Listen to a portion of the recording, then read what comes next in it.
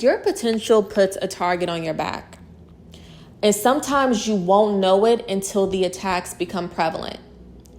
I want people to stop internalizing the differential treatment that they get, especially if you're in a group setting. If you realize that other people get away with certain things, but you don't. Or if you realize that people go out of their way to scapegoat you or ruin your reputation, make you look bad.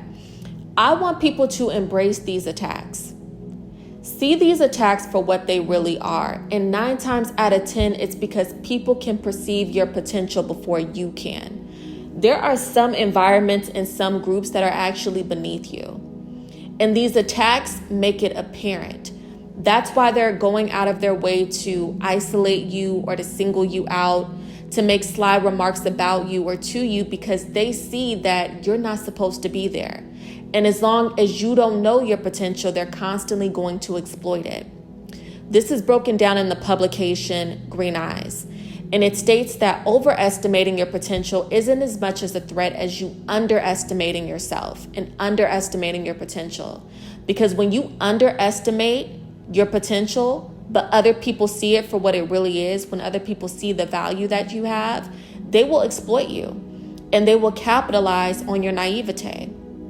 So in the event where maybe you're new to a group, maybe you're new to a relationship, maybe you're new to a setting. This is also rampant in academic and professional environments. I have a lot of coaching sessions where we talk about this. This happens to a lot of you guys. You didn't realize that, oh, wait a minute.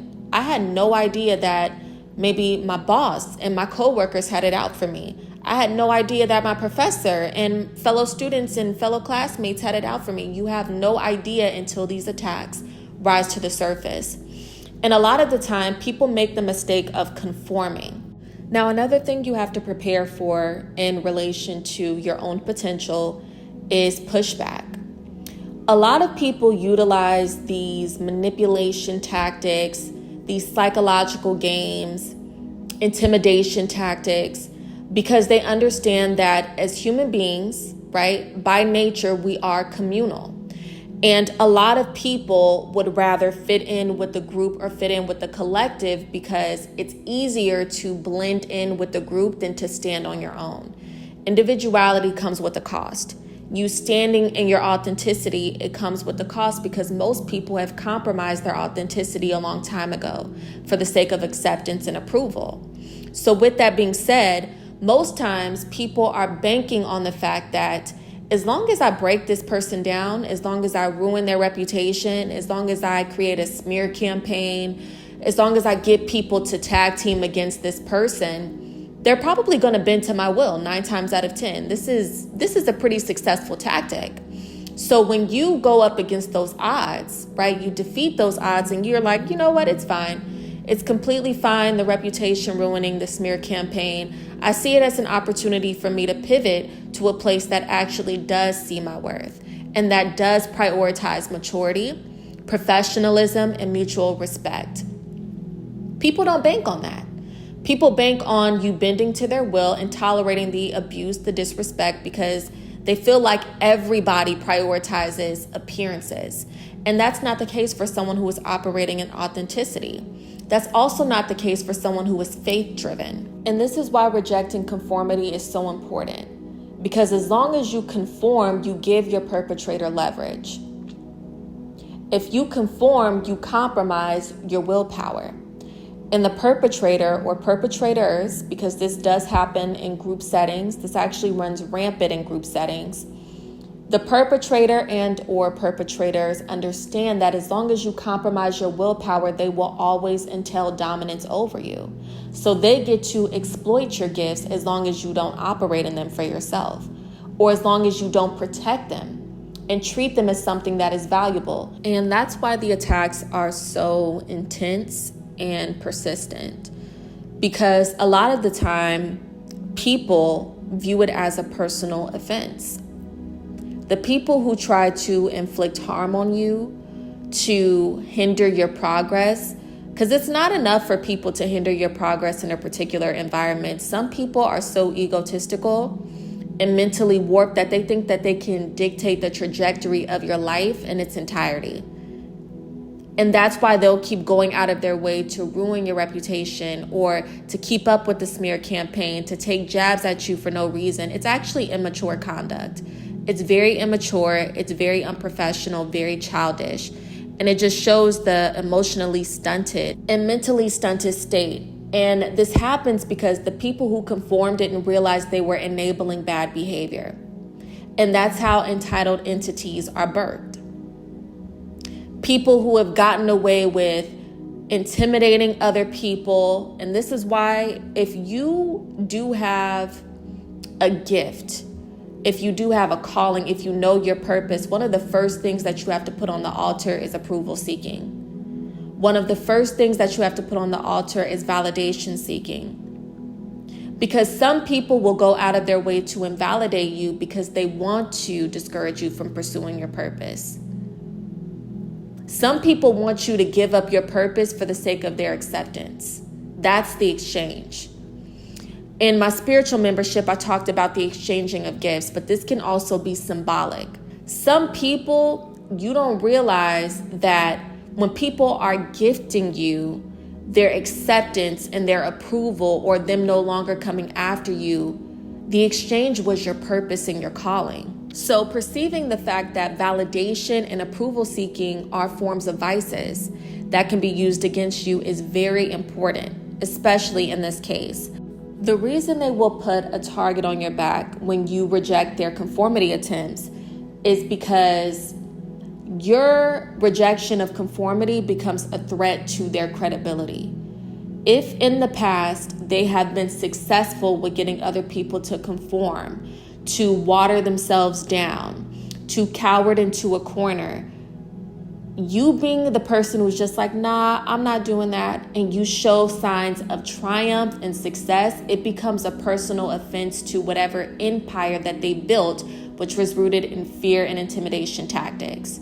So you constantly being an example is a threat to the people who they're standing on at the top of the pyramid. And someone who is exploiting other people through the lens of conformity tactics, intimidation tactics, fear tactics, they can't afford for those people to wake up one day and be like, you know what, I actually don't need to tolerate this kind of disrespect. I actually don't need to tolerate this kind of mistreatment. Quite frankly, I actually don't need to care about what they're saying about me because I could still be successful. Despite the smear campaign, despite the reputation ruining. And once you become indifferent to these tactics, you will be able to see the purpose behind them. There are two main purposes to these tactics. The first one is to discourage you from your purpose. The second is to distract you from your purpose. And what's very interesting is this. When you grasp the fact that you having potential and you getting on the path to reach your potential puts a target on your back, you will also perceive that the attacks will become more intense.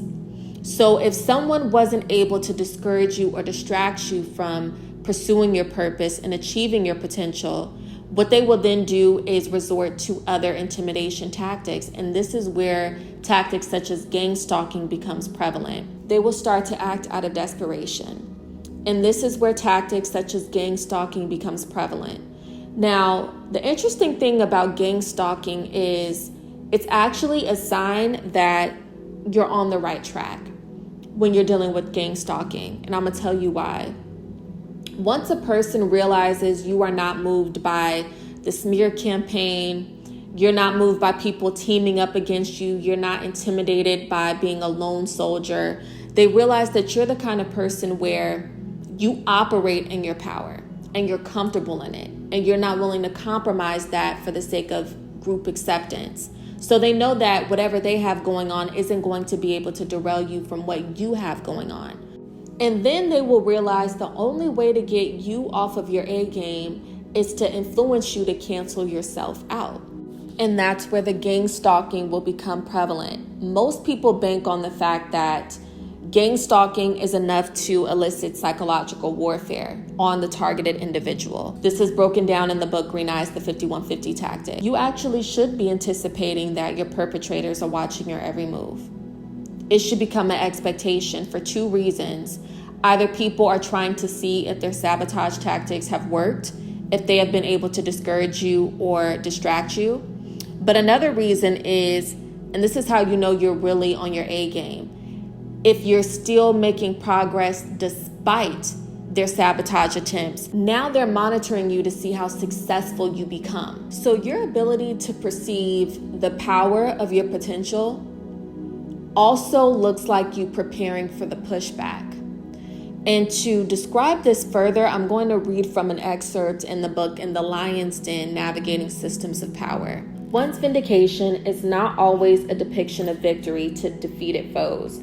It's an opportunity for vengeance. Recovery is a journey that may involve both reconciliation attempts and reignited conflicts.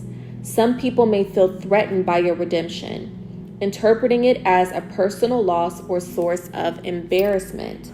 When faced with those who betrayed you, it's entirely acceptable to refrain from retaliating.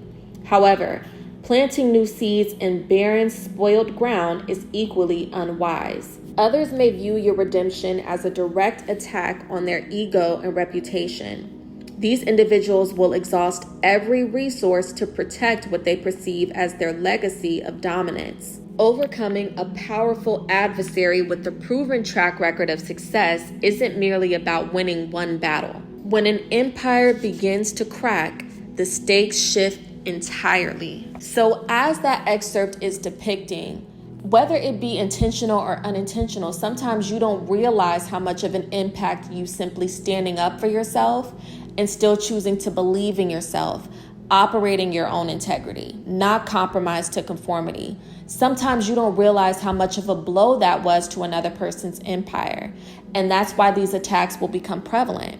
However, once you do peep the play, it's in your best interest to start preparing for battle. You should be anticipating these attacks, and that excerpt depicts why. All right, babe, so that's all that I have on this analysis today about why your potential puts a target on your back. Now, of course, I want to hear you all's comments, opinions, perspectives, as well as personal experiences in the comment section below.